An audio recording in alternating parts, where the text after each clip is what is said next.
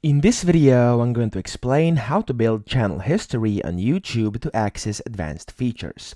Now, in here, in case you're inside your YouTube studio over here, and if you go to settings, bottom left, and then you click on channel, and then feature eligibility, over here, the third tab, you'll see advanced features. Now, you may already have access and enabled these standard and intermediate features, but for the advanced features, they may still be grayed out for you, and it only says eligible. Now, this is because likely you are missing one key thing, and this is the channel history over here.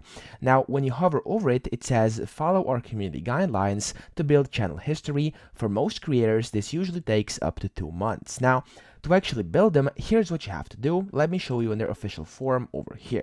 So inside YouTube Help, it said build channel history or verify with ID or video. So to actually build and maintain your channel history, basically you have to do the following. Now, your channel history is a record of your channel activity, which is video uploads, live streams, and audience engagement. So what I would recommend over here to build your channel history is to just keep uploading, even if you don't have this, if your channel is brand new or maybe like a week, a month old, and you still don't have the access to this channel history over here, and as well as for the advanced features, what you have to do is basically just keep on uploading, keep on live streaming in case you're a streamer, and then keep your audience engaged. So just basically talk with your community, maybe if you can already, post some community posts, answer to some comments on your YouTube videos, help some people, and just keep the video production like you would otherwise, okay?